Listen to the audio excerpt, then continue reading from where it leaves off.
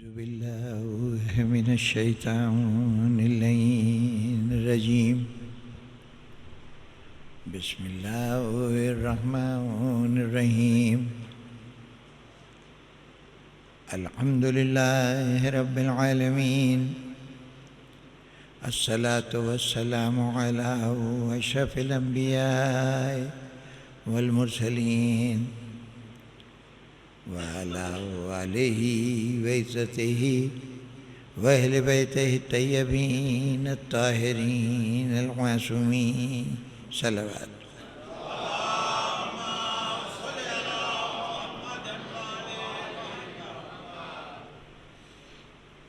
سامعین گرامی،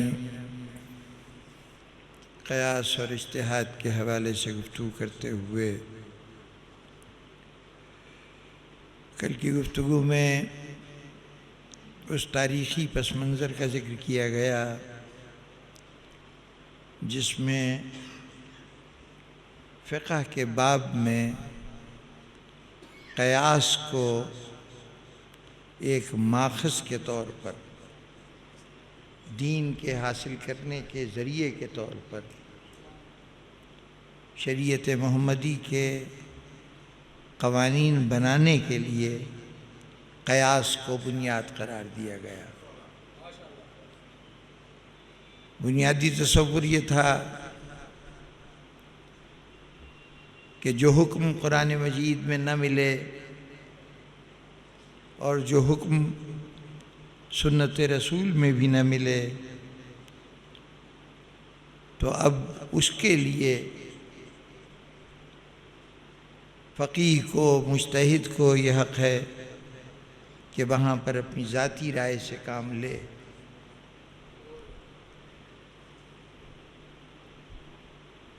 یہ اعتراض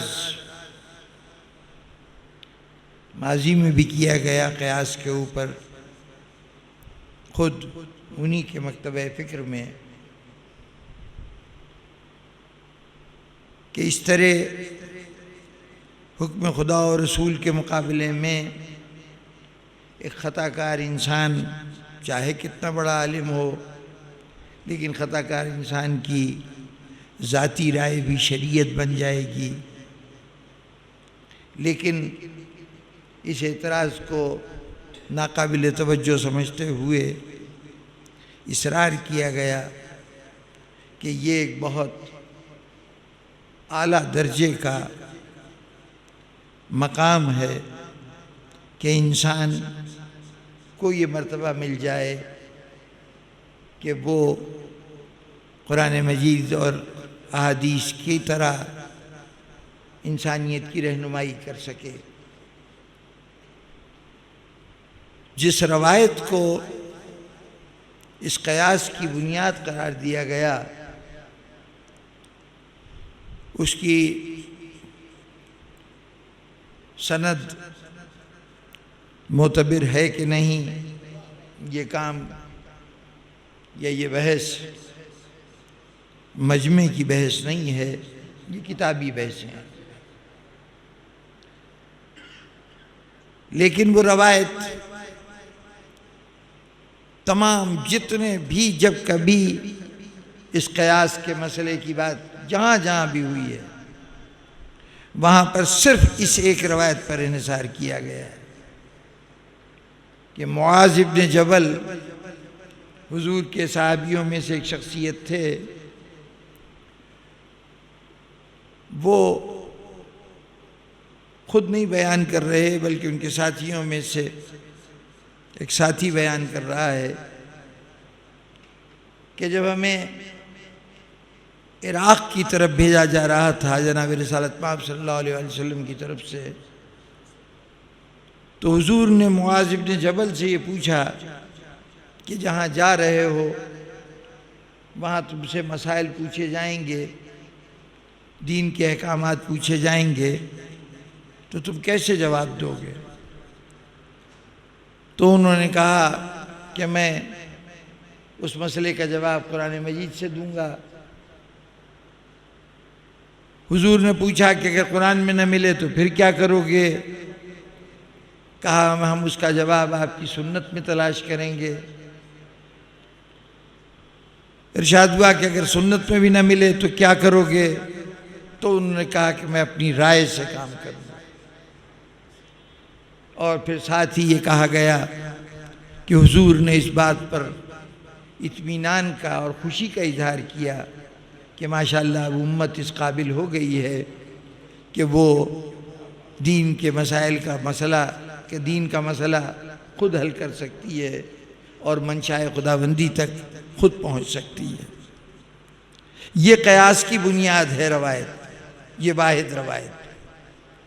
اب ایک واحد روایت سے قرآن و حدیث کے ہم پلہ عام انسان کی رائے کو بنا دیا جائے، یہ بذات خود ایک بہت بڑی جسارت تھی دین کے میدان میں۔ اس کے رد میں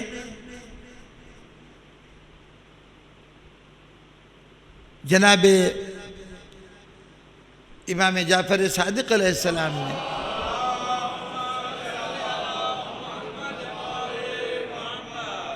اگر کل کی گفتگو پیش نظر ہو تو یہ یاد ہوگا کہ عراق یا شہر کوفہ یہ لوگ اہل قیاس و اہل الرائے کہلاتے تھے، اور اس کے برعکس مدینے میں جو فقہ کا دور چل رہا تھا وہ اہل حدیث کہلاتے تھے۔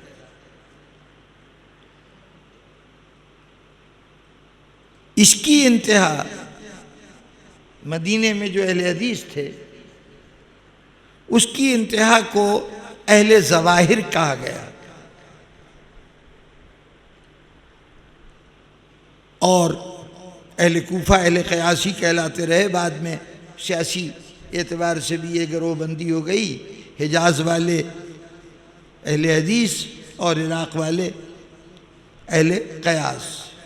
تو جو اہل حدیث تھے ان کی جو اگلی شکل بنی ان کو اہل ظواہر کہا جاتا ہے۔ یہ اہل ظواہر کیا ہیں کہ جو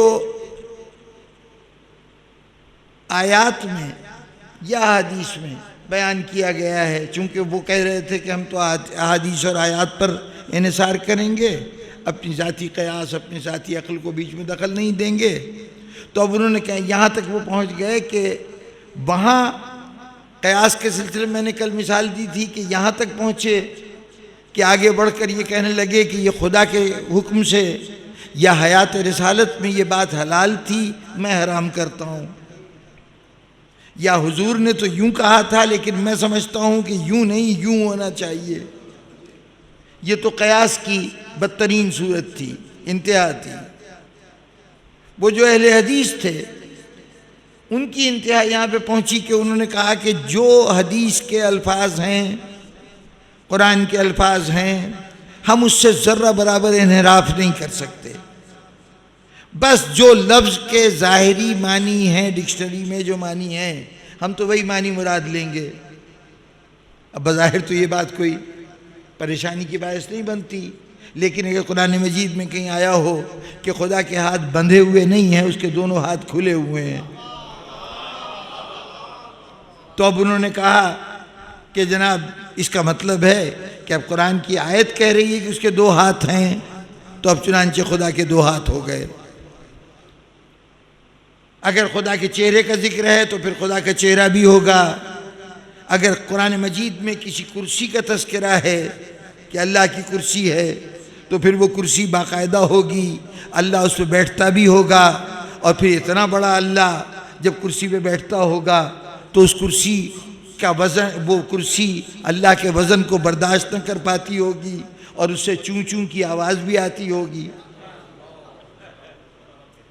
یہ ارباب ظواہر نے اس نوعیت کی یعنی تعویل کی گنجائش نہ رہی، جو کچھ جیسے نازل ہوا ہے ویسے ہی مان لیا جائے۔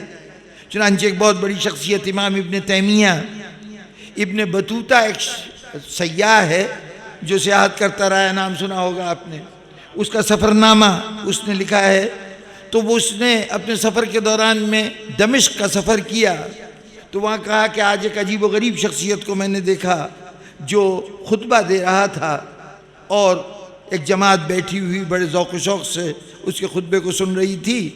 اس نے کوئی حدیث پڑھی کہ جس میں یہ ارشاد ہوا تھا کہ اللہ تعالیٰ ہر جمعے کو پہلے آسمان کے اوپر آتا ہے اور وہاں پر آ کر وہ کہتا ہے کہ کون کون ہے جو مجھ سے طلب حاجت کرے اور ان کی حاجت پوری کرتا ہے.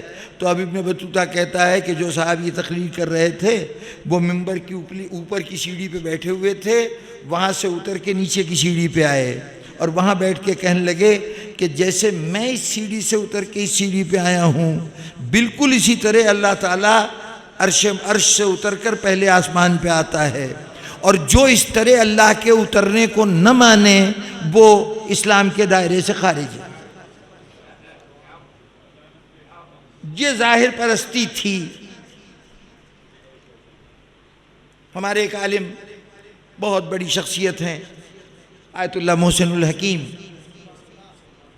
اعلی اللہ مقامہ. ایک زمانے میں سرزمین نجف کے 3 عالم دنیائے شیعت کے وہ چمکتے ہوئے آفتاب تھے کہ جن کا نام آج تک روشن ہے. آیت اللہ ابو القاسم الخوئی, آیت اللہ محسن الحکیم, آیت اللہ شہاب الدین مراشی نجفی. یہ 3 شخصیتیں نجف اشرف میں یہ ہمارے علم کا مرکز تھیں. تو جناب آیت اللہ محسن الحکیم حج کے لیے تشریف لے گئے سرزمین عرب پر. تو جب حج کے لیے تشریف لے گئے یہ غیر معمولی سی بات تھی کہ کس پائے کا آیت اللہ اس کو وہ حج کے لیے آیا ہے. تو سعودی حکومت نے پیشکش کی کہ ہم آپ کو خانہ کعبہ میں داخل ہونے کے لیے خصوصی انتظام کرتے ہیں, جیسے آج کل حکمرانوں اور بادشاہوں کے لیے ہوتا ہے کہ خانہ کعبہ کا دروازہ کھولا جائے گا اور وہ اندر جائیں گے. ظاہر ہے کوئی بھی مومن ہو تو وہ بے ساختہ یہ چاہے گا کہ کم از کم اس جگہ کی تو زیارت کرے کہ جہاں علی ابن ابی طالب نے قدم رکھا تھا.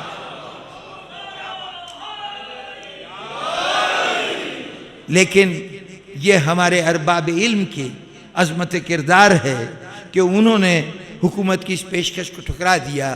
انہوں نے کہا جناب والا میرا دل تو چاہتا ہے کہ وہاں جاؤں, لیکن یا تو یہ حق تمام مسلمانوں کو حاصل ہو اور ورنہ میں کوئی ایسا حق لینے کو تیار نہیں ہوں.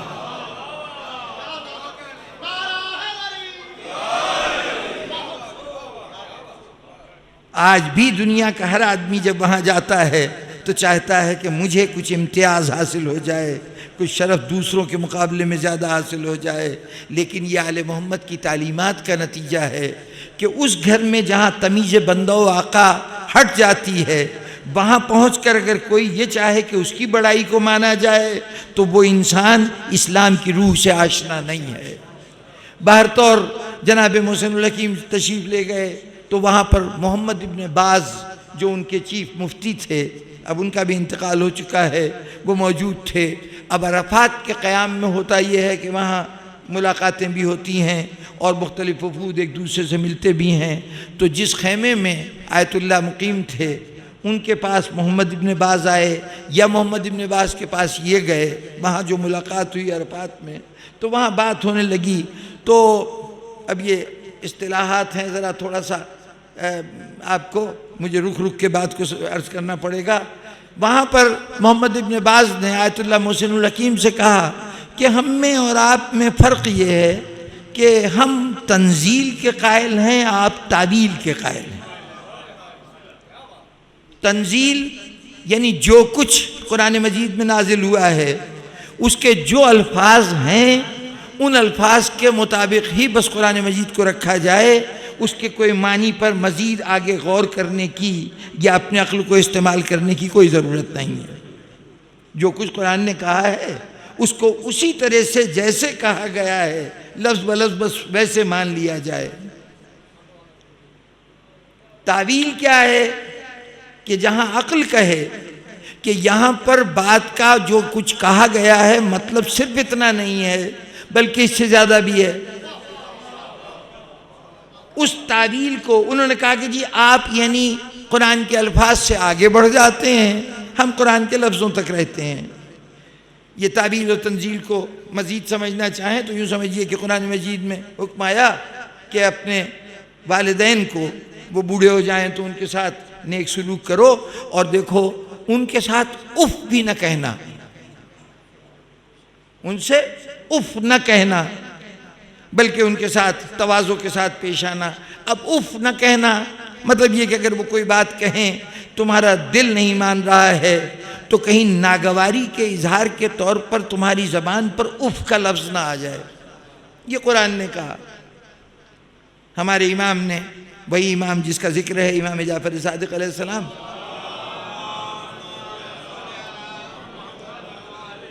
انہوں نے تشریح کرتے ہوئے کہا کہ یہ اف صحیح معنوں میں اس لفظ کا استعمال امام نے بتایا کہ یوں ہے کہ اگر کہیں گرد پڑی ہو، مٹی پڑی ہو، تو اس کو اڑانے کے لیے جو پھونک ماری جاتی ہے، یہ اف اس پھونک کی آواز سے اخذ کیا گیا ہے۔ امام فرماتے ہیں کہ اگر ناگواری کے اظہار کے لیے کوئی اس سے بھی چھوٹا لفظ ہوتا تو اللہ اس کو استعمال کرتا، یعنی والدین کے خلاف ناگواری کا یہ خفیف ترین اظہار نہیں کر سکتے۔ اب قرآن نے تو کہا ہے کہ والدین کے خلاف اف نہیں کر سکتے، اچھا تو والدین کے خلاف نعوذ باللہ گالی دے سکتے ہیں، والدین کو تماچا مار سکتے ہیں، آیت میں تو نہیں منع کیا گیا، آیت میں تو کہا گیا اف نہ کہنا، جی اف نہیں کہیں گے اور سب کچھ کر سکتے ہیں، اس لیے کہ قرآن نے تو نہیں کہا۔ عقل کہے گی کہ اگر کم ترین ناگواری سے منع کیا گیا ہے تو اس سے بڑھ کر کسی ناگواری کے اظہار کا تو سوال ہی نہیں پیدا ہوتا۔ تنزیل کا مطلب ہوگا کہ صرف اف نہ کہو، جو دل چاہے کہتے رہو، اور تعویل کا مطلب یہ ہوگا کہ بالکل ان کی ناگواری کا کوئی بھی جملہ، کوئی حرکت، کوئی بات نہیں ہونی چاہیے۔ اب سمجھ گئے نا تنزیل و تعویل؟ تو کہا گیا کہ ہم تو تنزیل کے قائل ہیں، آپ لوگ تعویل کے قائل ہیں۔ تو جناب آیت اللہ محسن الحکیم خدا ان کے درجات بلند کرے فرمانے لگے کہ جناب بالکل آپ نے درست فرمایا، لیکن اگر ہم تعویل کے قائل نہ ہوں تو قیامت کے دن آپ اندھے اٹھائے جائیں گے۔ محمد بن باز نابینا تھے، آل شیخ کہلاتی ہے محمد بن وہاب نجدی کی وہ اولاد کہ جو اس کے بعد یعنی فقہ سے اور دین سے وابستہ ہیں۔ سعودی عرب کا نظام میں دو باقاعدہ متوازی نظام چلتے ہیں، یعنی ایک طرف حکومت اور اس کے کارندے ہیں، اور دوسری طرف وہاں کے علماء کے اور ان کے کارندے ہیں۔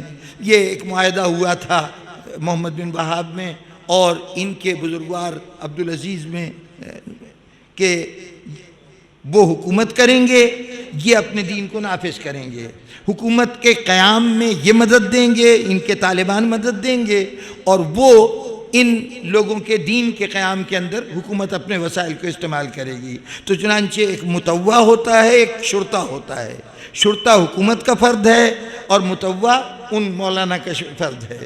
تو محمد ابن باز بھی نابینا تھے، اور اس کے بعد یہ عجیب بات ہے کہ اس نسل میں جس کو یہ منصب عطا ہوتا ہے وہ نابینا ہی ہوتا ہے۔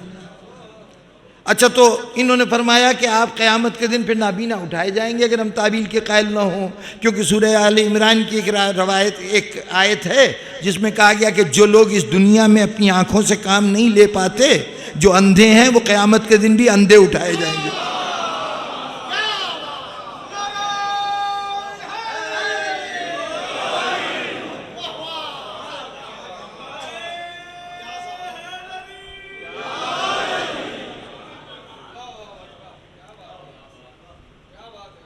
تو اب جناب والا یہ دو انتہائیں تھیں، ایک طرف خدا و رسول کے واضح حکم کے مقابلے میں بھی قیاس، اور دوسری طرف یہ کیفیت کہ جناب ہم ایک لفظ سے بھی انحراف نہیں کریں گے، جو لفظ اس شکل میں ہے بس وہی دین قابل قبول ہوگا۔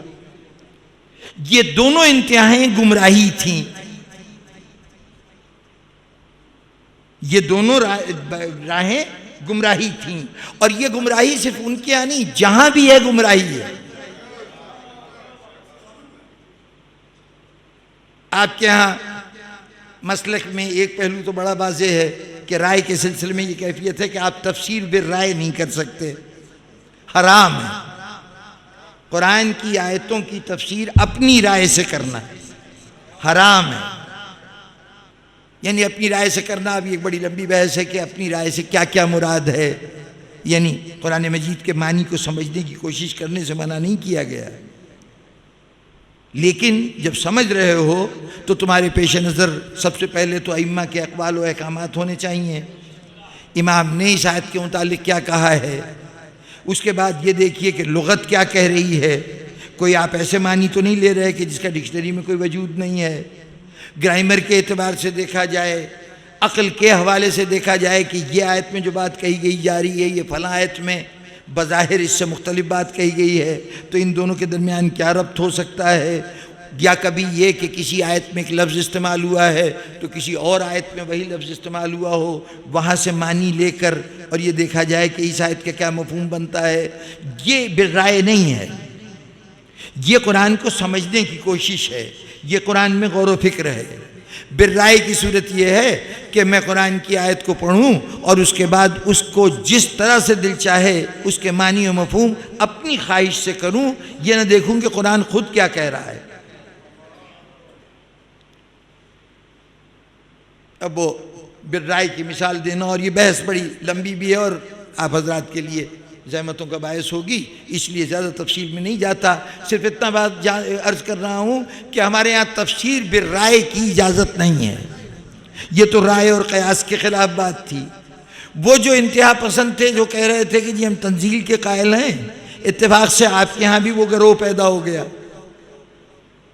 ایک زمانہ آیا، بہت پرانا دور نہیں تھا، آج سے ذرا قریبی دور ہے، تقریباً 250-300 سال پہلے کا دور ہے، کہ ایک بہت بڑے عالم نجف اشرف کے، انہوں نے کہا کہ جناب یہ جو فقہا غور کرتے ہیں ارشادات معصوم میں اور اس سے کوئی نتیجہ نکالتے ہیں، ہمیں ان کو نتیجہ نکالنے کی اجازت نہیں دینی چاہیے، یہ غیر معصوم ہیں، یہ اپنی عقل استعمال کر کے کہتے ہیں کہ امام کے قول کا یہ مطلب ہے اور قرآن کی آیت کا یہ مطلب ہے اور حدیث کا یہ مطلب ہے، تو اس کا مطلب یہ ہے کہ ان کی عقل استعمال ہو رہی ہے۔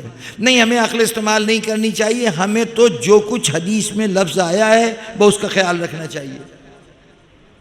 چنانچہ ایک زمانے میں، اب تو وہ گروہ اس سطح پہ تو اس کا وجود کوئی باقی نہیں رہا، شروع میں کیفیت یہ تھی، لفظوں کے پیچھے اس طرح سے جاتے تھے کہ ایک روایت میں یہ الفاظ ملے کہ امام جعفر صادق علیہ السلام کے فرزند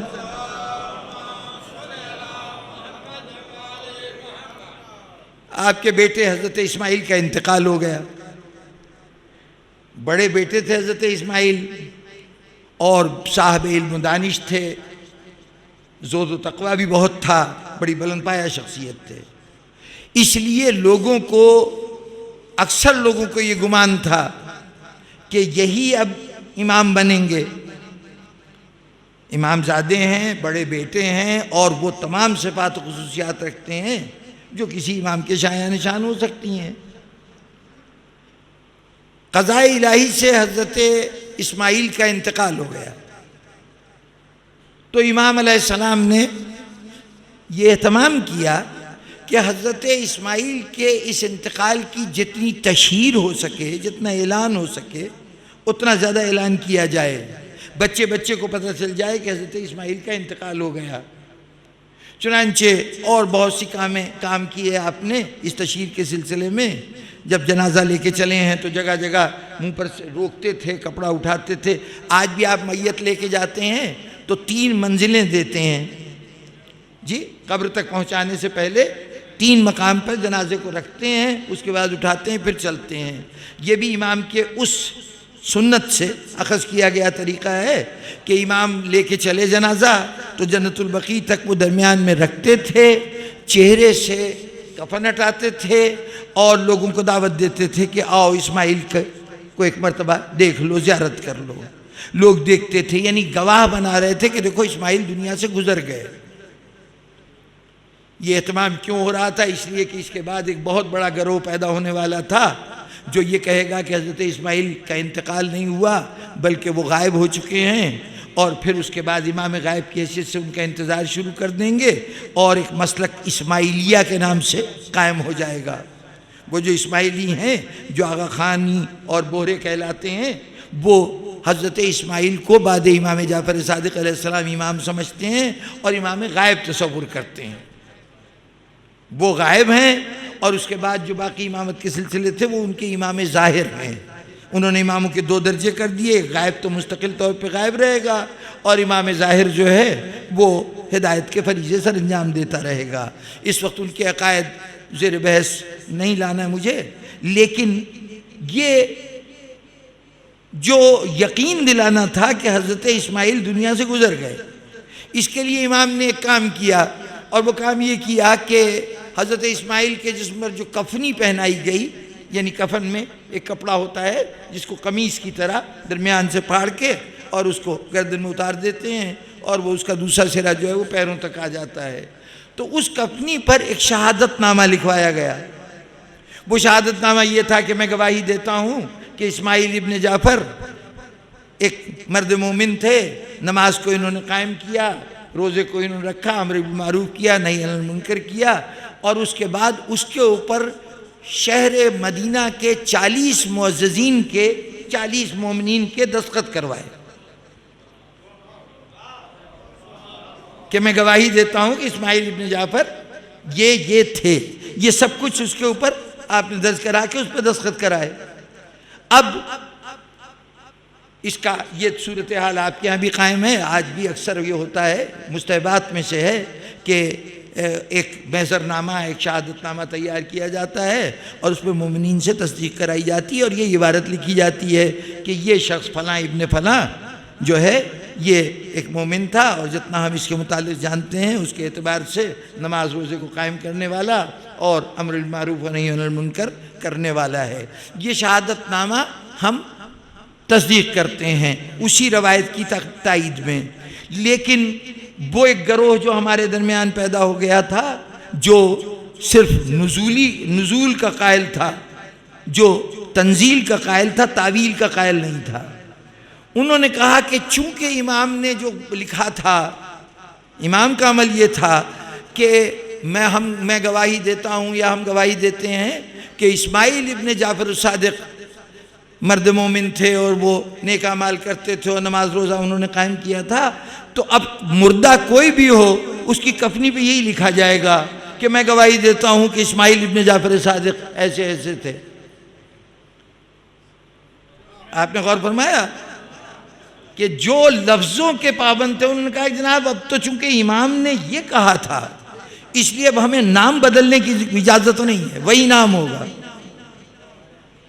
اب اگر صورتحال یہ ہو جائے تو پھر جب نئے مسائل پیدا ہوں گے کہ جس کا ذکر اس سے پہلے کبھی تھا ہی نہیں انسان کی زبان پر، تو کیسے انسان پہنچے گا؟ اس لیے کہ وہ الفاظ امام کی زبان پر اس لیے نہیں آئیں گے کہ ان کے زمانے میں وہ لفظ بالکل اجنبی تھا، اس کا کہیں وجود نہیں تھا، ڈکشنری میں نہیں تھا۔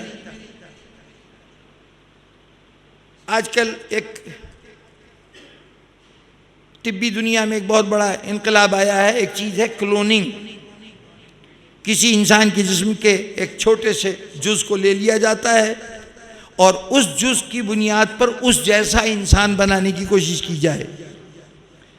یہ کس حد تک کامیاب ہے یا ناکام ہے، ایسا ہو سکے گا یا نہیں ہو سکے گا، لیکن چونکہ شریعت نے انسان کو اس قسم کی ترقی کرنے سے روکا نہیں ہے، کر سکتا ہے تو شوق سے کرے، اگر وہ انہی قواعد و ضوابط کی پابندی کرتا ہے جو اللہ نے اس نظام کو چلانے کے لیے مقرر کیے ہیں، ان ضابطوں میں رہ کے وہ جو کچھ بھی کرتا ہے اللہ کی طرف سے اس کی اجازت ہے۔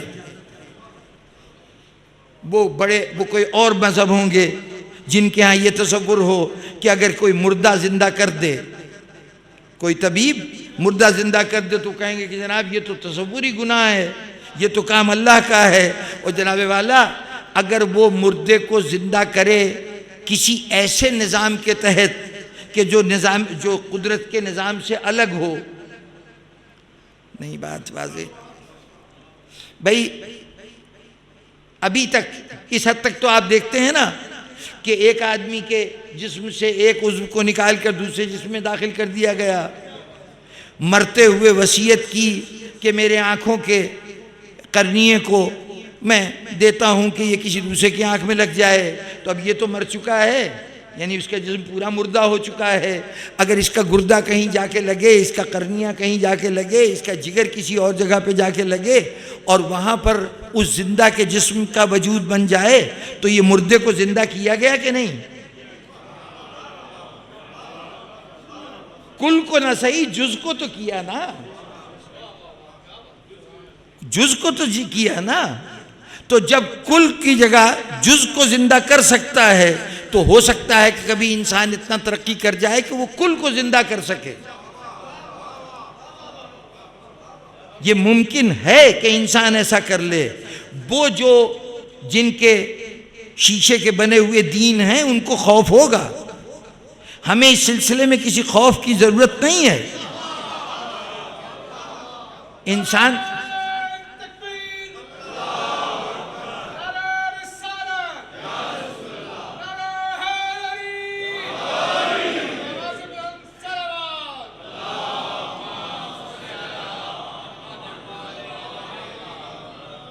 وہ جس کو زندہ کرے گا نا وہ انہی قوانین فطرت کے تحت زندہ ہوگا جس قوانین کے تحت پہلے زندہ تھا، یعنی وہ حالات جو اس کی زندگی کے لیے قدرت نے معین کیے ہیں ان حالات میں سے کچھ چیزیں کم ہو گئی تھیں جس کی وجہ سے یہ مر گیا تھا۔ اگر وہ وہی حالات دوبارہ فراہم کر دے اور اس طرح وہ انسان دوبارہ سانس لینے لگے تو یہ نہ اللہ سے ٹکرا رہا ہے نہ فطرت سے ٹکرا رہا ہے، یہ تو فطرت کی اطاعت ہوگی، فطرت کی فرما برداری ہوگی کہ جو نظام اس نے مقرر کیا ہے ہم نے اس نظام کو اچھی طرح سمجھ لیا اور یہ دیکھا کہ یہ 5 چیزیں ہوں تو زندگی ہوتی ہے، یہ 5 چیزیں نہ ہوں یا 7 چیزیں نہ ہوں تو زندگی نہیں ہوتی۔ تو اگر دیکھا کہ 6 تو باقی ہیں، ایک چیز اس میں سے نہیں ہے، یا 4 ہیں اور ایک ختم ہو گئی ہے، اس ایک کو کہیں سے لے آ کے وہاں پہ رکھ دیا تو ہم نے یہاں عین اطاعت نظام پروردگار کیا ہے۔ تو اس لیے اگر کہیں کلوننگ ہوتی ہے تو بظاہر کوئی ایسی وہاں پر شریعت کو کوئی دھچکا نہیں لگ رہا، لیکن اگر آج یہ سوال اٹھے کہ صاحب یہ کلوننگ جائز ہے کہ ناجائز ہے، تو اب کلوننگ کا لفظ ہی کبھی نہیں اس سے پہلے استعمال ہوا، تو ائمہ کی احادیث میں تو یہ لفظ نہیں آئے گا، تو اب جو لفظوں تک محدود ہیں وہ کیا کریں گے؟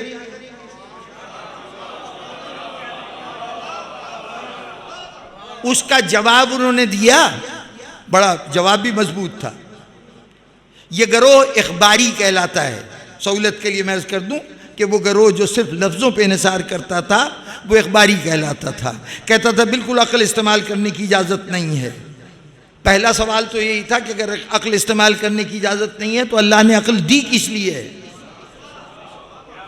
بھئی زندگی تو ساری گزارنی ہے شریعت کے مطابق، اور شریعت میں عقل استعمال نہیں ہو سکتی تو زندگی میں یہ فالتو چیز اللہ نے کیوں عطا کی؟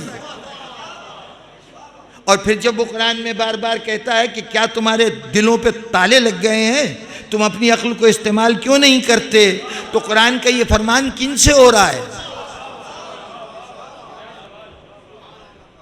علماء نے بڑی بڑی بحثیں کی ہیں اس نظریے کے خلاف، لیکن میں آپ کو صرف اس کے کچھ گوش گزار کرنا چاہتا ہوں کہ اب جب ان کا یہ تصور ہوا تو اس پہ سوال ہوا کہ صاحب اب جب یہ نئے مسائل آئیں گے تو اس کا کیا جواب ہے؟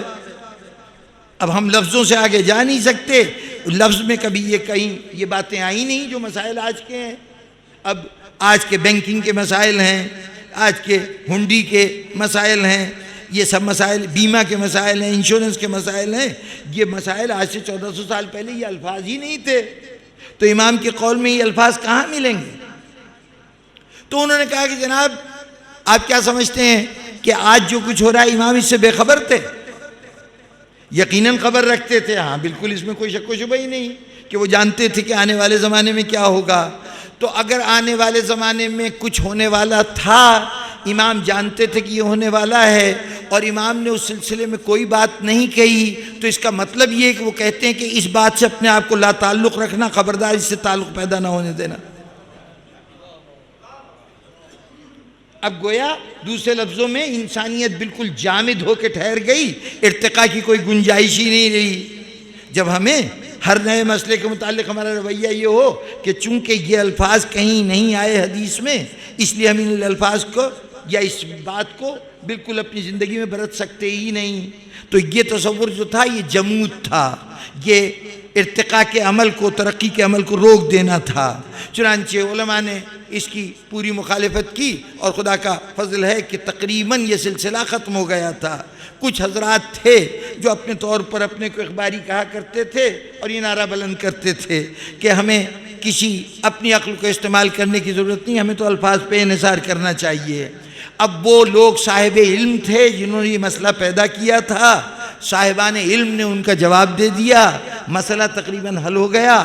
لیکن آج کے دور میں پھر ایک مرتبہ لفظ یہی استعمال ہوئے، لیکن پہلے لفظ استعمال کرنے والے صاحب علم تھے، آج یہی لفظ استعمال ہو رہے ہیں جوہلا کی زبان سے۔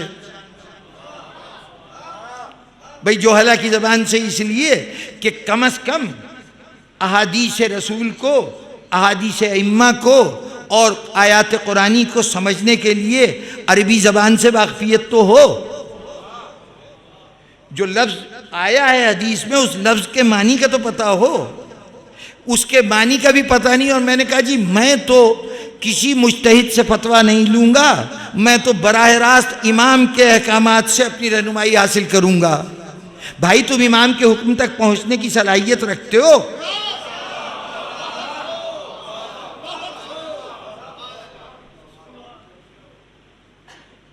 بہت اطمینان سے کہہ دیا جاتا ہے ان کی تقلید کیوں کریں، یہ تو غیر معصوم ہے۔ ہم معصوم سے براہ راست پوچھیں گے۔ پہلے تو اس بات کی غیر منطقی کیفیت کا اندازہ لگائیے، معصوم سے آپ کا براہ راست رابطہ ہے؟ جا کے ان کے سامنے مسئلہ پیش کریں اور وہ جواب دے دیں گے؟ نہیں۔ کیا کریں گے؟ یہ کتابوں میں اقوال لکھے ہوئے ہیں معصومین کے، ان اقوال سے فیض اٹھائیں گے۔ جناب یہ جو کتابوں میں اقوال لکھے ہوئے ہیں تو یہ کتاب کس نے لکھی ہے؟ اصول کافی ہو، من لا یعذر الفقیہ ہو، استفسار ہو، تہذیب الاحکام ہو، یہ تمام حدیث کی کتابیں جو آپ کی ہیں تو کیا یہ معصوموں نے لکھی ہیں؟ غیر معصوم نے ہی تو لکھی ہیں نا۔ تو جب غیر معصوم نے کچھ جمع کیا ہے کہ یہ قول معصوم ہے تو کم از کم اس حد تک تو اس کی تقلید آپ نے کی کہ جس کو یہ قول معصوم کہتا ہے اس کو آپ بھی قول معصوم مان رہے ہیں۔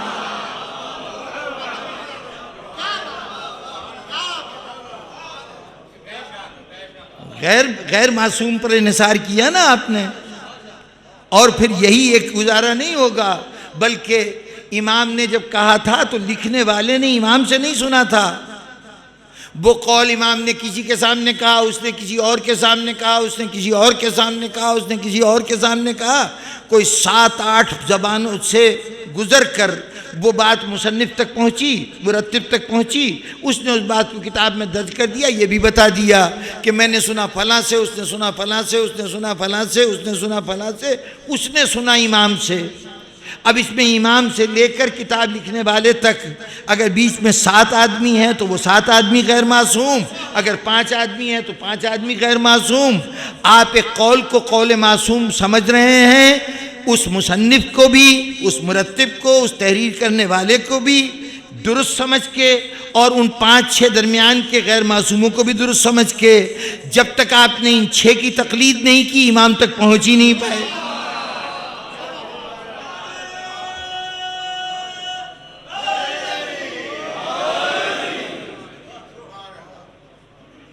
جناب والا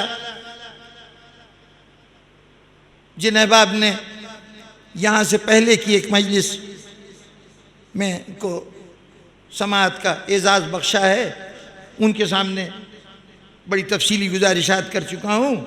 ایک مرتبہ اس میں ایک جملہ مستعار لیتے ہوئے کہوں گا کہ جناب والا میں تو کہتا ہوں کہ تقلید نہ کی جائے، بالکل تقلید نہ کی جائے، بلکہ میری دعا ہے کہ پروردگارہ اس قوم کو اس قابل کر دے کہ یہ تقلید سے آزاد ہو جائے۔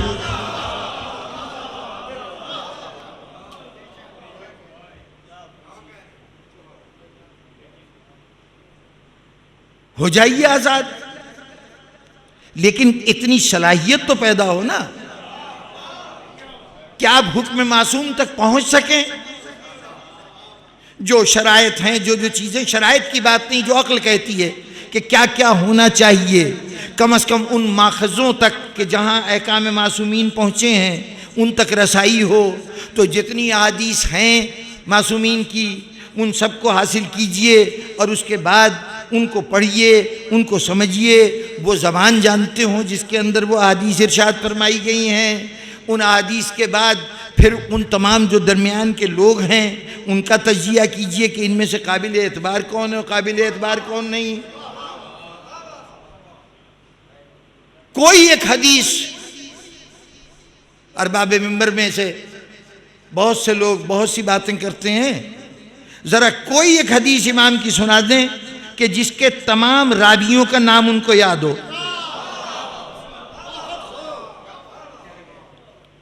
ایک حدیث آتی ہے نا، 5-6 راوی ہیں، یہ حدیث کیسا آپ لوگ پڑھتے ہیں بہت اہتمام سے۔ آپ کو معلوم ہے کہ آپ تک جب یہ پہنچی ہے، جب یہ تحریر میں آئی ہے تو کتنے راوی گزر چکے ہیں؟ جناب سیدہ نے روایت کی جابر ابن عبداللہ انصاری سے، انہوں نے روایت کی جابر ابن یزید جوفی سے، انہوں نے روایت کی ابان ابن تغلب سے، اور وہاں سے جو سلسلہ چلتا گیا تو ہوتے ہوتے یہ روایت پہنچی ہے ہاشم بہرانی تک۔ ہاشم بہرانی نے اس روایت کو منتقل کیا عبداللہ بہرانی تک۔ عبداللہ بہرانی وہ 35ویں آدمی ہیں جنہوں نے اس کو سینہ بہ سینہ منتقل ہونے کے بجائے اس کو اپنی کتاب عوالم العلوم میں تحریری طور پر لکھ دیا۔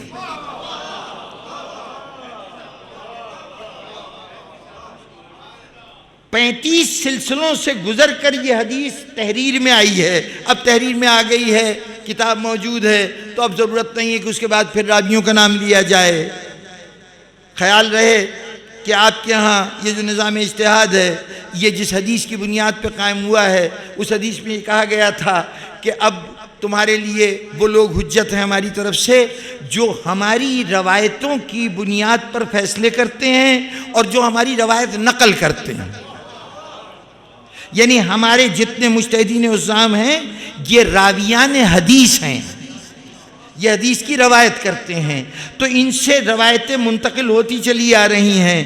اب ان 35 آدمیوں کا یہ سب غیر معصوم ہیں۔ جناب سیدہ کے بعد جتنے ہیں جابر بن عبداللہ انصاری سے لے کر جناب عبداللہ بہرانی تک جتنے ہیں سب غیر معصوم ہیں۔ ان درمیان کے 35 آدمیوں کو ان کا جاننا، ان کے نام، کبھی آپ نے حدیث قصہ پڑھی جاتی ہے کبھی یہ نام بھی پڑھا ہے یا کسی نے دہرائے ہیں ان ناموں کو؟ جو آدمی ان راویوں کے نام سے واقف نہ ہو وہ کہے کہ جناب میں تقلید نہیں کروں گا۔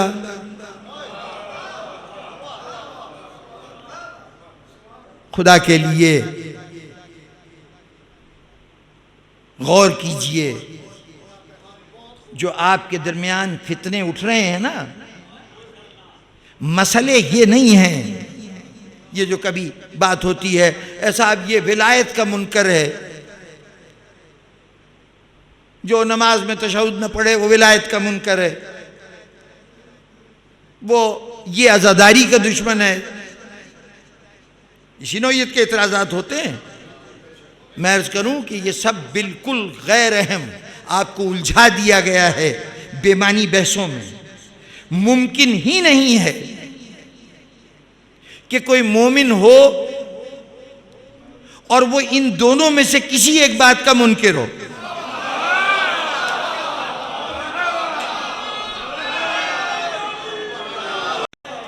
یہ ممکن ہی نہیں ہے۔ کیوں ممکن نہیں ہے؟ دیکھیے سیدھی سی بات ہے، آپ جس معاشرے میں رہتے ہیں اس میں آپ کے علاوہ لوگ پڑھے لکھے بھی ہیں اور بالکل سیدھے سادے ایسے لوگ بھی ہیں جو زیادہ پڑھے لکھے نہیں ہیں۔ کوئی تیسرا آدمی کسی اس سے جو آپ میں کا نہیں ہے اس سے پوچھے کہ یہ کون لوگ ہیں، سڑک سے گزرتے ہوئے اس وقت کوئی پوچھے کہ بھئی یہ کون حضرات ہے، تو پڑھا لکھے کا جواب کچھ اور ہوگا، وہ ان پڑھ جو آدمی ہے وہ کچھ اور ہوگا، لیکن جو جواب وہ لوگ دیں گے اس جواب کا خلاصہ یہ ہے کہ آپ کے صرف دو علامتیں باہر زیر بحث آئیں گی، ایک آپ کا عمل ہے اور ایک آپ کا عقیدہ ہے۔ جو پڑھا لکھا ہے وہ کہے گا یہ وہ لوگ ہیں جو حضور کے بعد حضرت علی کو خلیفہ برحق مانتے ہیں اور کہتے ہیں کہ وہ بلا فصل خلیفہ ہیں اور رسول اللہ کے جانشین ہیں۔ خلافت ہی کا مسئلہ بنیاد قرار پائے گا نا کہ یہ بعد رسول علی کی ولایت کے قائل ہیں کہ ان کو بعد رسول ولی سمجھتے ہیں، مولا سمجھتے ہیں اپنا۔ یہ اس کا جواب ہوگا جو پڑھا لکھا ہے۔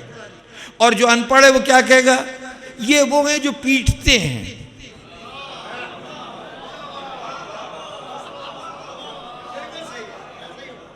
ترجمانی چاہے صحیح کرے، غلط کرے، اچھے لفظوں میں کرے، برے لفظوں میں کرے، لیکن دو ہی باتیں آپ کی ترجمانی آپ کی شناخت کے طور پہ بتائی جائیں گی، یا تو یہ کہ یہ ولایت علی کے قائل ہیں، یہ عقیدہ ہے، یا پہچان یہ کہ یہ عزادار حسین ہے۔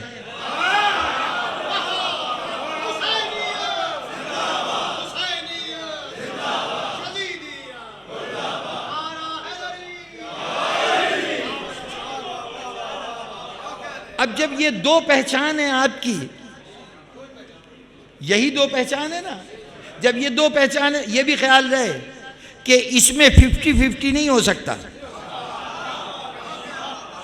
ان میں سے کسی ایک پر عقیدہ ہو اور دوسرے پر عقیدہ نہ ہو، یہ وہ جعفری نہیں ہے، شیعہ نہیں ہے۔ کیوں؟ میں آپ کو بتا دیتا ہوں، ہمارے تصوف کے یہ جو خانوادے ہیں، بہت سارے صوفی صاحبان، اب وہ بزرگوار موجود نہیں رہے، ایک کرم فرما سے بہت اچھے روابط تھے اس شہر سے نسبت رکھنے والے، گولڑا شریف کے صاحبزادہ نصیر الدین صاحب، چونکہ شعر و ادب کی شخصیت تھے تو ان سے کئی حوالوں سے ملاقاتیں بھی ہوتی تھی، بات چیت بھی ہوتی تھی۔ ایک دن کہنے لگے کہ جناب یہ نہ کہیے گا کہ صرف آپ علی کو خلیفہ بلا فصل مانتے ہیں، ہم بھی علی کو خلیفہ بلا فصل ہی مانتے ہیں۔ صاحبزادہ نصیر الدین مرحوم، اگر میں ان کے متعلق یہ روایت میں کوئی غلطی کروں تو قیامت کے دن میں ان کے سامنے جواب دے ہوں۔ انہوں نے کہا کہ ہم بھی ان کو خلیفہ بلا فصل مانتے ہیں، اور یہ کوئی ان کی پہلی بات نہیں تھی، بہت سے صوفیوں نے یہ بات پہلے بھی کہی ہے، اور اب بھی اگر جا کے دیکھیے تو طاہر القادری صاحب یہی بات کہہ رہے ہیں۔ کیا کہ ہم ان کو خلیفہ بلا فصل مانتے ہیں ان معنوں میں کہ حضور کے دو جنبے تھے، دو پہلو تھے، ایک تو ریاست تھی، حکومت تھی، اقتدار تھا، یہ ظاہری دنیا کے نظام تھا، ایک آپ کی روحانی حیثیت تھی، اور یہ جو کائنات باقی و سلامت ہے وہ ان کی روحانی حیثیت سے ہے، ان کی مادی حیثیت سے نہیں، یعنی وہ موجود ہیں اور زمانہ قائم ہے تو یہ ان کی روحانیت کی وجہ سے ہے، ورنہ بادشاہ کی حیثیت سے ڈھیروں بادشاہ پہلے بھی گزر چکے ہیں، بعد میں بھی گزریں گے۔ بادشاہت اس انسانیت کی بقا کا ذریعہ نہیں ہے، نبی اس انسانیت کی بقا کا ذریعہ ہے۔ بعد رسول کوئی لمحہ کائنات پر ایسا نہیں گزر سکتا کہ اس زمانے میں کوئی روحانی شخصیت جانشین رسول موجود نہ ہو، یہ وہ اپنا عقیدہ بیان کر رہے ہیں۔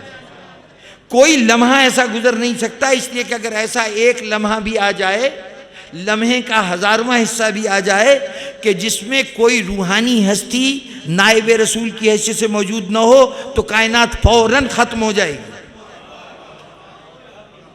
اس لیے ہم سمجھتے ہیں، یہ ان کا قول ہے، اس لیے ہم سمجھتے ہیں کہ علی بعد رسول خلیفہ بلا فصل ہیں، یعنی اس روحانیت کے اگر کوئی علامت ہے تو وہ علی کی ذات ہے۔ یہی تو چیز ولایت ہے نا، ولایت مان رہے ہیں، اب دنیا سے چلے گئے، جانے کے بعد بھی، اور اگر نہ گئے ہوتے موجود ہوتے تو کیا آپ ان کو شیعہ کہہ دیتے؟ ولایت مان رہے ہیں، شیعہ نہیں ہیں۔ کتنے ہندو ہیں، کتنے برادران اہل سنت ہیں جو فرش عزائے حسین بھی بچھاتے ہیں، شبیہیں بھی برآمد کرتے ہیں، لیا کے نظر نیاز اور چڑھاوے بھی چڑھاتے ہیں، ماتم بھی کرتے ہیں، زنجیر زنی بھی کرتے ہیں، پھر بھی جعفری نہیں. وہ شیعہ اس لیے نہیں کہ ولایت علی کو تو مانتے ہیں، عزاداری کو نہیں مانتے. یہ شیعہ اس لیے نہیں کہ عزاداری تو کرتے ہیں، ولایت علی کو نہیں مانتے.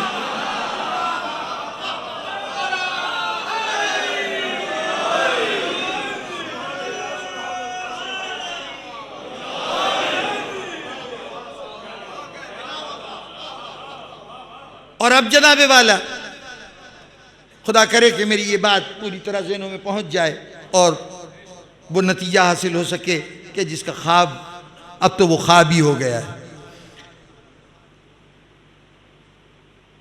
یہ دونوں کے بغیر کوئی شیعہ نہیں. اس لیے آج کوئی کہیے کہ صاحب یہ منکر ہے ولایت علی کا، تو گویا دوسرے لفظوں میں پہلے تو یہ طے کر لیجئے کہ یہ شیعہ ہی نہیں. اور شیعہ نہیں تو پھر آپ کا جھگڑا کس بات سے؟ بھائی ساری دنیا میں ڈھیروں ہیں جو ولایت علی کو نہیں مانتے، آپ جا کے ہر ایک کا سر پھاڑتے پھریں گے جی. اسی طرح سے اگر کوئی صاحب اٹھتے ہیں اور کہتے ہیں کہ جناب یہ عزاداری کا دشمن ہے، تو اگر آپ نے کہا یہ عزاداری کا دشمن ہے تو کیا دوسرے لفظوں میں آپ فتویٰ دے رہے ہیں یہ شیعہ نہیں ہے. جب شیعہ نہیں ہے تو عزاداری کے ڈھیروں دشمن ہیں، یہ بھی اس میں شامل ہو گیا. آپ کو کیا ضرورت ہے ہر ایک سے لڑتے پھریے؟ یہ جو بحث مباحث ہے تو اسی وقت ہے نا کہ جب میں دوسرے کو بھی شیعہ سمجھ رہا ہوں اور پھر اس سے مار کارائی کر رہا ہوں کہ بھائی تمہارا خیال غلط ہے، میرا خیال صحیح ہے. جب یہ طے ہو گیا کہ ان دونوں چیزوں کے بغیر کوئی شیعہ ہو ہی نہیں سکتا، تو اگر کوئی ان میں سے کسی کا انکار کرتا ہے تو پہلے اس کی شیعت کا انکار کرتا ہے، پھر یہ کہتا ہے کہ وہ ولایت علی کا قائل نہیں یا عزاداری کا قائل نہیں. کوئی شیعہ نہیں ہے، کوئی شیعہ نہیں ہے کہ جو جعفری ہو، شیعہ ہو اور وہ ولایت علی کا منکر ہو یا عزاداری حسین کا دشمن ہے. کوئی نہیں ہے. لیکن اب مسئلہ کیا ہے؟ مسئلہ یہ ہے کہ عزاداری ہے جذبات کا اظہار، جذبہ محبت کا، جذبہ محبت کا اظہار ہے، اور ولایت ہے اظہار معرفت کا.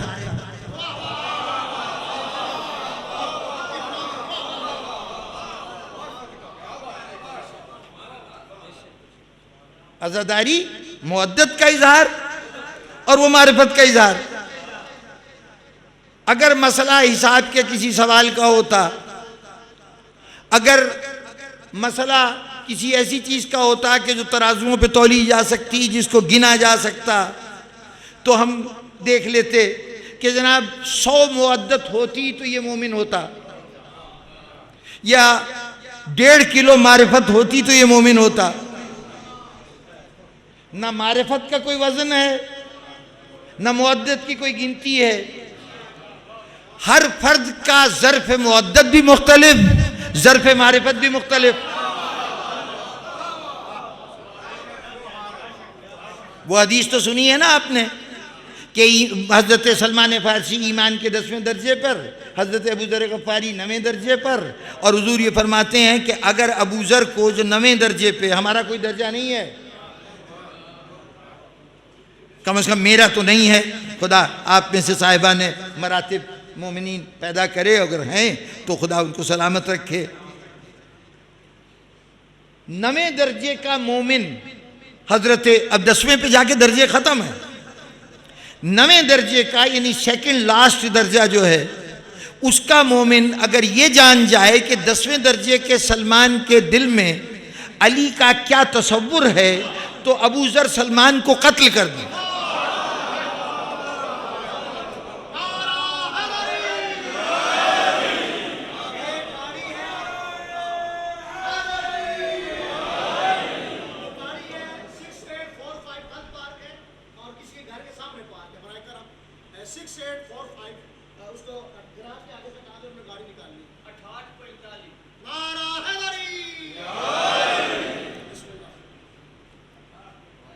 تو جناب والا اب مزید وضاحتیں کیا کروں. یہ جو بات ہے نا کہ یہ ایک کی معرفت کو دوسرا نہیں سمجھ سکتا،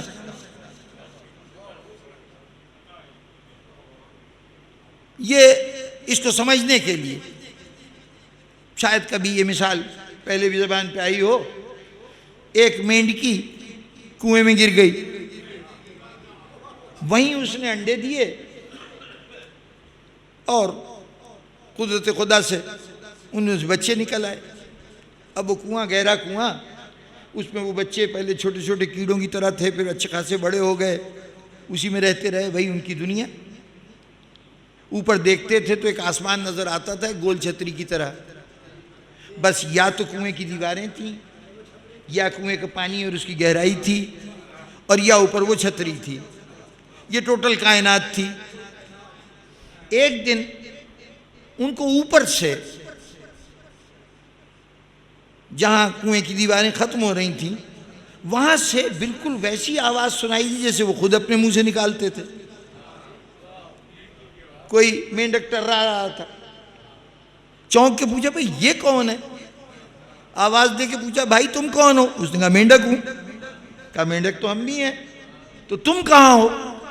کہا میں یہاں زمین پہ ہوں۔ زمین وہ کیا چیز ہوتی ہے؟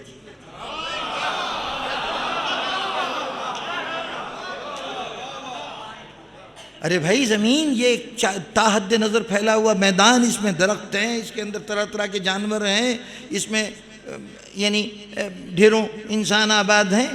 یہ انسان، یہ جانور، یہ درخت، یہ کیا چیزیں؟ کیا لگتا ہے جھوٹ بول رہا ہے، جھوٹا ہے۔ کہا اچھا یہ بتاؤ تمہارے کوئی آسمان بھی ہے؟ اس نے کہا ہاں آسمان ہے۔ کتنا بڑا ہے؟ اس کی تو حد ہی کوئی نہیں ہے، جدھر نظر اٹھاتا ہوں آسمان ہی آسمان نظر آتا ہے۔ اب انہوں نے کہا کہ دیکھا ہم کہہ رہے تھے یہ جھوٹا ہے۔ ارے بھائی سامنے نظر آ رہا ہے آسمان تو اتنا سا ہے۔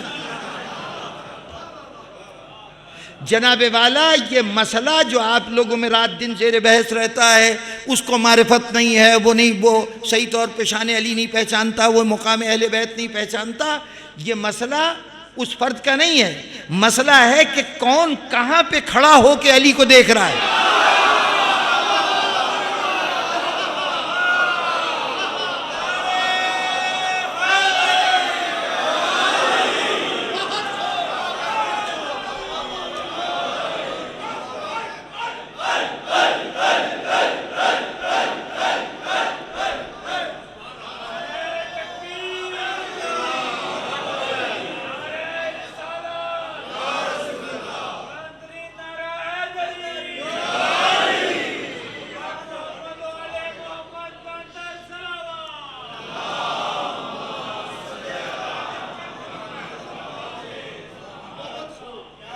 اب مسئلہ جو آج کی صورتحال، اس میں اصل خرابی کیا ہے؟ خرابی یہ ہے کہ ہم ایک دوسرے سے یہ پوچھ کے کہ تم کیا دیکھ رہے ہو، تم غلط دیکھ رہے ہو، تم جھوٹے ہو، تم سمجھتے ہی نہیں مقام علی کو۔ میرے بھائی دوسرے کے مشاہدے کو غلط کہنا مسئلے کا حل نہیں ہے۔ دوسرے کو اتنا بلند کیجئے کہ وہ آپ کے برابر کھڑا ہو کہ وہ بھی وہی کچھ دیکھے جو آپ دیکھ رہے ہیں۔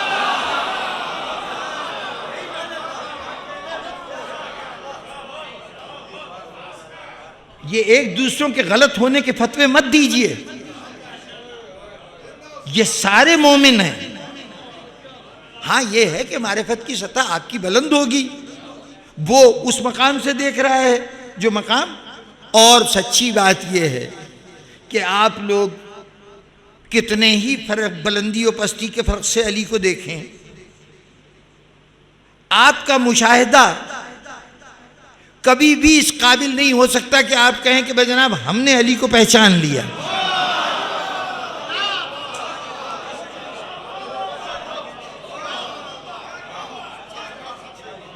بھئی کیا ہوتا ہے؟ بڑے سے بڑا علی شناس کہہ رہا ہے کہ دیکھو وہاں بدر میں اتنے لوگ تھے لیکن ساری فتح جو ہے وہ علی کی تلوار کے ذریعے سے ہوئی، سارے آدمیوں نے مل کے 70 آدمی مارے، جس میں سے 36 علی کے ہاتھ سے مارے گئے تھے، 34 باقی 312 کے ہاتھوں مارے گئے۔ احد کی بات آئی سب بھاگ گئے، علی مرد میدان رہا، وغیرہ وغیرہ۔ یہ ہم تعریفیں کر رہے ہیں علی کی، ہماری نزدیک سب سے بڑی مدح ہے علی کی۔ کبھی غور کیا ہے کہ یہ مدح ہے کہ علی کی توہین ہے؟ ارے تم کہہ کیا رہے ہو؟ یہی کہہ رہے ہو نا کہ علی اتنے سارے بزدل تھے، ان میں علی بڑا بہادر تھا۔ علی بزدلوں میں بہادر نہیں تھا، علی کائنات کے تمام بہادروں سے بڑھ کر بہادر۔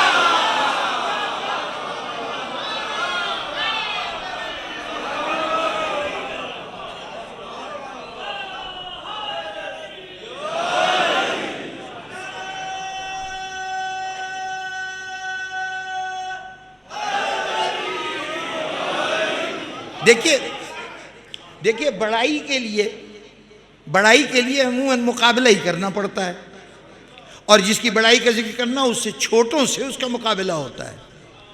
آپ نے بھی چھوٹوں ہی سے مقابلہ کیا، ظاہر ہے ان کا بھی متوں سے ہی مقابلہ کیا جو میدان چھوڑ کے چلے گئے تاکہ علی کی بڑائی ظاہر ہو جائے۔ یہ میرے مشاہدے کا نتیجہ تھا کہ میں نے صرف بدر اور احد میں علی کو دیکھا تو میں نے جو وہاں کے چھوٹے تھے ان سے مقابلہ کر دیا۔ جس کی نگاہ میں پوری کائنات تھی، قاب قوسین کی بلندی پہ کھڑا ہوا تھا، اس نے بھی علی کا مقابلہ چھوٹوں سے کیا۔ لیکن کن چھوٹوں سے؟ اگر تمہیں آدم کو اس کے علم میں دیکھنا ہو، نوح کو اس کے عقیدت میں دیکھنا ہو، ابراہیم کو اس کے زہد میں خلق میں دیکھنا ہو، اگر موسیٰ کو اس کی ہیبت میں دیکھنا ہو، عیسیٰ کو اس کے زہد میں دیکھنا ہو، تو ان سب کو الگ الگ کہاں دیکھتے پھرو گے؟ ایک علی کو دیکھ لینا۔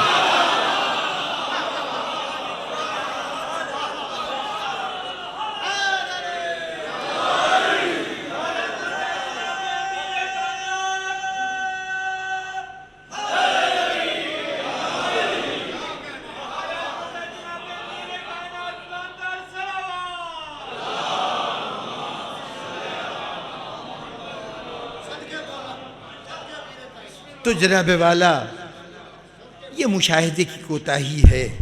اگر کوئی بھائی کسی پست مقام پہ کھڑا ہے، اللہ نے آپ کو بلند درجہ دے دیا ہے، تو آگے بڑھیے، کوشش کیجئے کہ وہ بھی آپ کے برابر آ جائے۔ لیکن وہ برابر یوں نہیں آئے گا کہ اسے بیٹھ کے سمجھاتے رہیے میں یہ دیکھ رہا ہوں تم بھی یہ دیکھو۔ وہ زبردستی نہیں دیکھ سکتا، اس کو اتنا علم دیجئے، اس ذہن کو اتنا بلند کیجئے کہ وہ بھی اس مقام سے علی کو دیکھے جس مقام سے آپ دیکھ رہے ہیں، اور پھر یہاں پہ اکتفا نہ کر جائیے۔ یہ سمجھ لیجئے کہ جس مقام تک آپ پہنچے ہوئے تھے، جس مقام پہ آپ اپنے بھائی کو کھینچ کے لائے ہیں، وہ مقام بھی آخری مقام نہیں، اب دونوں مل کے معرفت علی کا سفر اور آگے کرتے جائیں۔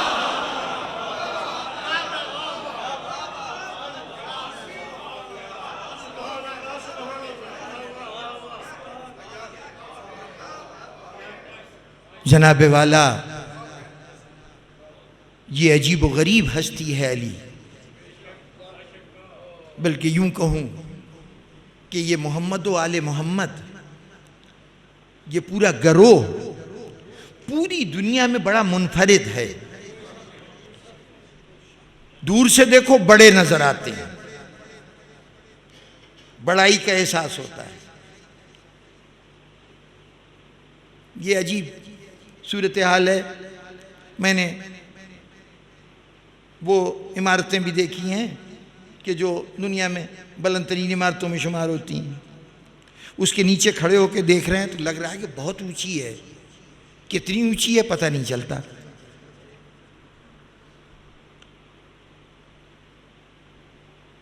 اب پہلے تو نیو یارک میں ایک بلڈنگ ہوتی تھی، اب ماشاءاللہ دبئی میں ایک بلڈنگ ہے جو دنیا کی سب سے اونچی ہے۔ اتفاق سے دونوں کو دیکھنے کا شرف حاصل ہوا ہے۔ نیچے جا کے کھڑے ہوئے بالکل پتہ نہیں چلا کہ یہ کتنی اونچی ہے۔ ذرا پیچھے ہٹے 5-10 بلڈنگ کے، ادھر جا کے دیکھا تو پتہ چلا کہ جتنی ارد گرد کی بلڈنگیں ہیں ان سب سے اونچی ہے۔ ہوتے ہوتے جب شہر سے باہر جا کے شہر کی طرف مڑ کے دیکھا تو ساری بلڈنگیں تو چھوٹی چھوٹی نظر آئیں، بونی سی، اس میں ایک بلڈنگ بیچ میں کھڑی تھی۔ اچھا یہ وہ بلڈنگ ہے، اتنی اونچی ہے۔ جتنا دور ہوتے گئے اونچائی کا احساس بڑھتا گیا، جتنا قریب ہوتے گئے یہ احساس ہے کہ ہاں اونچی ہے، لیکن کتنی اونچی ہے کوئی پتہ نہیں چلتا، بس ہے اونچی۔ دوری نے ان کی اونچائی سمجھائی۔ یہ عمارتوں کی اونچائی کا مسئلہ نہیں تھا، شخصیتوں کی اونچائی کا بھی مسئلہ یہی تھا۔ دور سے دیکھا بہت بڑا سیاستدان ہے، بہت بڑا شاعر ہے، بہت بڑا مصور ہے، ہم نے کہا بڑا عظیم آدمی ہے۔ ارے آپ لوگوں کے لیے یہ ذاکر بہت بڑا ذاکر ہے، یہ خطیب بہت بڑا خطیب ہے، قریب آنا شروع ہوئے، کچھ معاملات دنیا کے اور معلوم ہوئے، اچھا یہ تجارت بھی کرتا ہے، کاروبار بھی ہے اس کے آل اولاد بھی ہیں، اچھا یہ بہت سی باتیں ہماری جیسی بھی اس میں پائی جاتی ہیں۔ اب وہ بڑائی ذرا کم ہو گئی، اور قریب آئے تو اب ہمارے عیب بھی معلوم ہونے لگے۔ آپ نے کہا یار ہم تو سمجھتے تھے کہ بہت بڑا آدمی ہے، یہ تو بالکل عام سا آدمی ہے، بلکہ یہ عام آدمی سے بھی کیا گزرا ہے، اس میں اتنا عیب ہے اور اتنی خرابیاں ہیں، اتنا لالچی ہے، اتنا خود غرض ہے، وغیرہ وغیرہ۔ جب تک ہم کسی بڑے کو دور سے دیکھ رہے تھے بڑا نظر آ رہا تھا، جیسے ہی قریب آئے وہ بڑا چھوٹا ہو گیا، اس لیے کہ اس کے عیب و ہنر سب سامنے آ گئے۔ کائنات میں ہر بلندی، ہر بڑائی دور سے بڑائی نظر آتی ہے، قریب آئیے تو بڑائی چھوٹائی میں بدل جاتی ہے۔ یہ فقط آل محمد ہیں کہ جب تک دور رہے انسان بڑائی نظر تو آتی ہے، لیکن اس کا جب تک نزدیک رہے، جب تک دور رہے بڑائی نظر آتی ہے، لیکن پتہ نہیں چلتا کتنا بڑا ہے، لیکن جیسے جیسے قریب آتا جاتا ہے بڑائی کا احساس بڑھتا جاتا ہے۔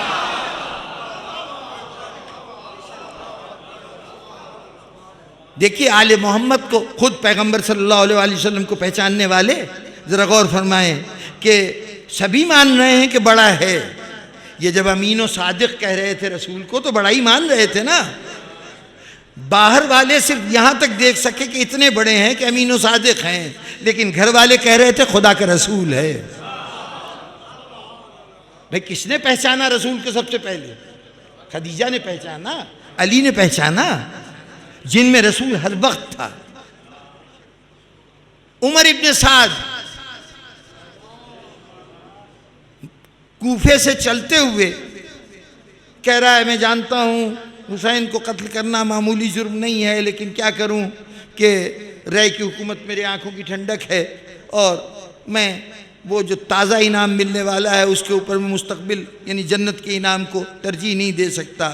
یہ بڑائی کو مان رہا ہے، لیکن اگر ہر چند دن ساتھ رہ لیا تو اب عظمت کا یہ پہچان کا یہ مقام ہے کہ اپنے گھر بار کو خطرے میں ڈالا، اپنے عہدے مرتبے کو چھوڑا اور بارگاہ حسینی میں آ کے شامل ہو گیا۔ ان کے جو جتنا قریب آتا گیا ان کی عظمت کا معترف ہوتا گیا۔ اور بس جناب والا ایک واقعہ یاد آ گیا، جناب حافظ کفایت حسین صاحب قبلہ علی اللہ مقامہ، وہ اس کو پڑھا کرتے تھے، ان کی جو تقاریر کے مجموعے شائع ہیں اس کے اندر یہ روایت موجود ہے، اور اس کے علاوہ مقاتل میں بھی موجود ہے، یعنی میں نے ایک ذمہ دار عالم کا حوالہ دے دیا۔ امام حسین علیہ السلام جب زخمی ہو کے گھوڑے سے نیچے گرے، نیچے تشریف لائے، ایک مرحلہ وہ تھا کہ آپ سر سجدے میں ہے، اس عالم میں یہ پتہ نہیں چل رہا کہ حسین ابھی زندہ ہیں یا دنیا سے رخصت ہو چکے ہیں۔ عمر ابن سعد نے کہا کہ بس اب پھر جنگ بہت ہو چکی اور اب تو حسین میں تاب مقابلہ نہیں رہی، جاؤ اور جا کے حسین کا سر قلم کر لاؤ۔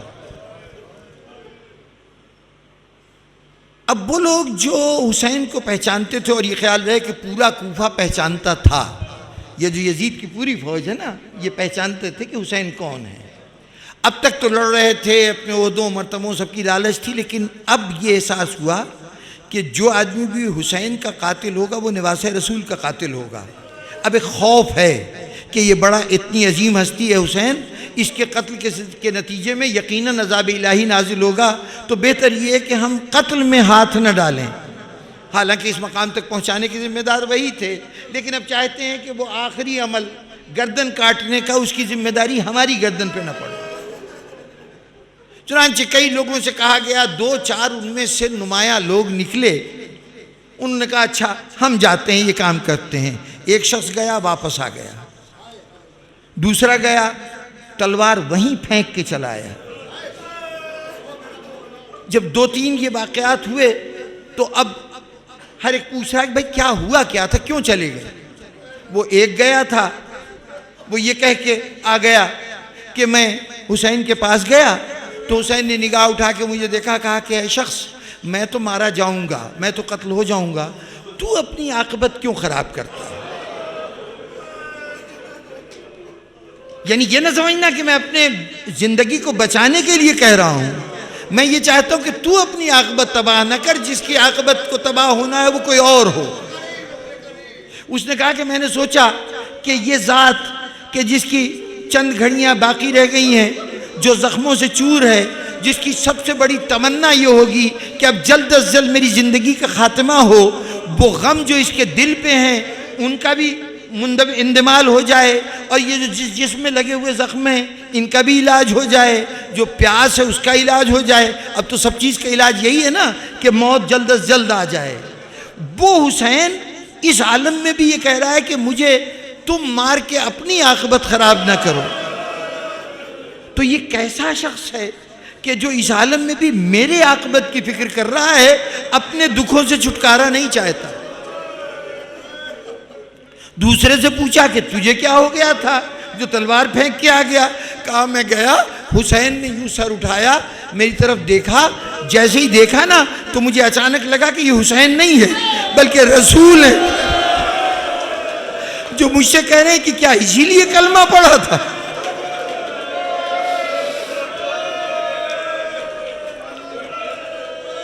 بس آمین محترم، دو چار جملوں کی پوری روایت بیان کر دوں۔ اس مرحلے پر اب جب دو تین یوں واپس آئے تو ایک خوف تو پہلے ہی تھا نا، اب وہ خوف بڑھ گیا۔ اب سوچا گیا کہ یہ حسین کو قتل کرنا یہ تو بڑا مشکل کام ہے، اب کوئی آمادہ نہیں ہو رہا۔ عمر ابن سعد نے ایک ایک سردار کا نام لے لے کے بلانا شروع کیا، لوگ منہ چھپانے لگے اپنی صفوں کے درمیان کہ کہیں ہمارا نام نہ لے لیا جائے۔ تو عمر ابن سعد نے کہا کہ آخر یہ کیسے مسئلہ حل ہوگا؟ سر حسین جب تک قتل نہ کیا جائے جنگ کا خاتمہ کیسے ہوگا؟ تو کسی ایک نے کہا کہ یہ لوگ ڈر رہے ہیں کہ نواسہ رسول کو اگر قتل کریں گے تو شاید عذاب الہی نازل ہو جائے، دیکھو ایک کام کرتے ہیں۔ کہا کیا؟ کہا ہمارے ساتھ جو فوجی خدمات کے لیے بہت سا عملہ آیا ہے، اس میں سے گھوڑوں کے زخموں کا علاج کرنے کے لیے ایک جراح ہے جو کوفے سے ہمارے ساتھ آیا ہے۔ فوج کے ساتھ ایسے پیشے کے لوگ جو فوج کی ضرورت ہوتی ہیں ساتھ ہوتے ہیں۔ اس نے کہا ایک جراح ساتھ آیا ہے، وہ جراح مذہباً عیسائی ہے، وہ نہ ہمارے رسول کو جانتا ہے نہ رسول کے نواسے کو جانتا ہے، تو بہتر یہ کہ اس سے کہتے ہیں کہ وہ جائے اور جا کے گردن کاٹ لے۔ اس جراح کو بلایا گیا، عمر ابن سعد نے اپنی تلوار دی کہ یہ تلوار لے، اور وہ جو زخمی بیٹھا ہے نا جا کے اس کا سر قلم کر لا۔ اس نے کہا جناب میں فوجی نہیں ہوں، میرا یہ کام نہیں ہے، گردنیں کاٹنا میرا کام نہیں۔ کہا تو جراحت کرتا ہے، تو گھوڑوں کے زخموں کے تو ان پہ نشتر کا استعمال کرتا ہے، تو کیا مسئلہ ہے؟ ارے بھائی وہ کوئی اٹھ کے تجھے کچھ کہے گا نہیں، اس میں اب طاقت نہیں رہ گئی، جا کے گردن کاٹ کے لے آ۔ اس نے کہا جناب یہ میرا کام نہیں۔ کہا کہ نہیں جائے گا تو تیری گردن ہم کاٹ دیں گے۔ اب بڑا پریشان ہوا، جان خطرے میں تھی، آخر تلوار لے کے چلا، بڑھتا جا رہا ہے۔ امام حسین کے دل میں سوچتا جا رہا ہے کہ اس کے بھائی کو مارنا تھا تو انہوں نے مارا، اس کے جوان بیٹے کو مارنا تھا انہوں نے مارا، اس کے 6 مہینے کے لال کو ذبح کرنا تھا انہوں نے مارا۔ آخر وہ کون سی چیز ہے جس کی وجہ سے یہ اس کو مار نہیں رہے؟ ایک دم جیسے اندر سے کسی نے اس کی آواز دی، اس کے ضمیر نے کہا ایسا لگتا ہے کہ یہ کوئی بے گناہ مظلوم ہے۔ بس اتنا خیال آیا تو اس نے کہا خدا بندہ میرا ہاتھ کسی مظلوم کے ہاتھ سے رنگین نہ ہو، کسی مظلوم کے خون سے میرا ہاتھ رنگین نہ ہو۔ پروردگارہ یہ کس مشکل میں پھنس گیا۔ پہنچا بارگاہ امامت میں، وہاں جا کے کہا کہ اے شخص مجھے بھیجا گیا کہ میں تیرا سر کاٹ لاؤں، تیری گردن کاٹ لاؤں، لیکن میری سمجھ میں نہیں آ رہا کہ آخر یہ لوگ تجھے قتل کرنے کے لیے مجھے کیوں بھیج رہے ہیں، خود کیوں نہیں قتل کرتے؟ جنہوں نے زخمی کیا ہے وہ کیوں نہیں چھری چلاتے؟ امام نے سر اٹھایا، کہا تو نے کبھی مسلمانوں کے رسول کا نام سنا ہے؟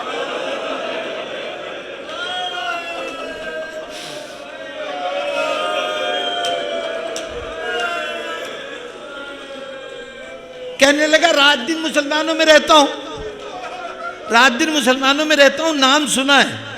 کہا اچھا نام سنا ہے؟ کہا ان کی ایک بیٹی تھی، کہا ان کا بھی ذکر سنا ہے؟ کہا میں ان کا بیٹا ہوں، میں رسول کا فرزند ہوں۔ پتہ نہیں کیا بات ہوئی، پتہ نہیں کیا بات ہوئی، اس نے جلدی سے وہ جو تلوار ہاتھ میں تھی نا وہ حسین کے سامنے رکھ دی۔ مولا مولا اب جلدی سے مجھ سے کلمہ پڑھوا لیجئے۔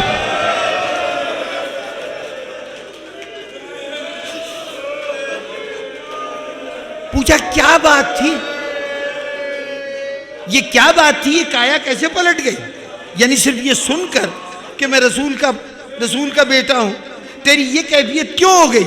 اس نے کہا حضور میں رات سے بہت پریشان ہوں، رات کو میں نے خواب دیکھا تھا، خواب یہ دیکھا تھا کہ حضرت عیسیٰ آئے ہیں، حضرت عیسیٰ کے ساتھ ان کے تمام حواری ہیں، لیکن حضرت عیسیٰ کے بالکل ساتھ ان کی داہنی جانب ان کے ایک قدم آگے وہ ذات چل رہی تھی کہ حضرت عیسیٰ نے کہا یہ مسلمانوں کے رسول ہیں۔ میں یہ دیکھ کے حیران تھا کہ حضرت عیسیٰ کے ساتھ مسلمانوں کے رسول کا کیا تعلق، کہ اتنے میں حضرت عیسیٰ نے کہا کہ اے شخص تو میری امت کا فرد ہے نا، میرے نام کا کلمہ پڑھتا ہے، دیکھ کوئی ایسا عمل نہ کرنا کہ قیامت کے دن میں ان سے شرمندہ ہو جاؤں۔ بس آمین گرامی دو جملے، کہا مولا میں نے آپ کو اب جب پتہ چلا کہ آپ ان کے فرزند ہیں تو مجھے یقین ہو گیا کہ مجھے حضرت عیسیٰ نے اس کام سے روکا تھا، تو جس کام سے روکنے کے لیے حضرت عیسیٰ رات میں آ کے مجھے یہ بشارت دے رہے ہیں تو اس کا مطلب یہ کہ آپ ہی کا دین سچا ہے، اس لیے میں نے کلمہ پڑھ لیا۔ مولا میں کلمہ پڑھ چکا، مسلمان ہو گیا، تو اب تک جو آپ کے ساتھی تھے وہ آپ پہ جان قربان کرتے تھے، اب مجھے اجازت دیجئے میں بھی جا کے جہاد کروں۔ اب حسین کیا کہیں، وہی جو تلوار لے کے آیا تھا نا وہ ہاتھ میں پکڑ کر یزید کی فوجوں پہ حملہ آور ہوا۔ اب چونکہ پیشہ ور سپاہی تو نہیں تھا، شاید ایک آدھ آدمیوں کو زخمی کیا ہو، ایک آدھ آدمی کو مارا ہو، چاروں طرف سے سپاہی ٹوٹ پڑے، کئی تلواریں پڑی اور زخمی ہو کے گر پڑا، کچھ فاصلے پہ حسین سے وہ زخمی ہو کے گر پڑا۔ اب جو گرا تو صبح سے دیکھ رہا تھا کہ جو کوئی گرتا ہے وہ حسین کو آواز دیتا ہے،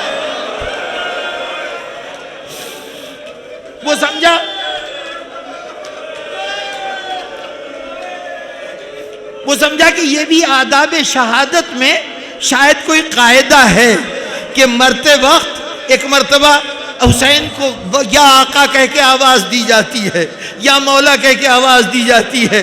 اب اس نے چاہا کہ حسین کو آواز دے، ابھی ہونٹوں پر زبان پھیر کر یہ کہنے جا رہا تھا یا مولا ادرکنی، کہ اچانک کیا دیکھا کہ رات جس کو خواب میں دیکھا تھا وہ رسول سامنے کھڑا ہوا ہے۔ اے میرے نئے نئے مسلمان، اب میرے حسین کو زحمت نہ دے، وہ زخموں سے چور چور ہے، تجھے جنت میں لینے کے لیے حسین کا نانا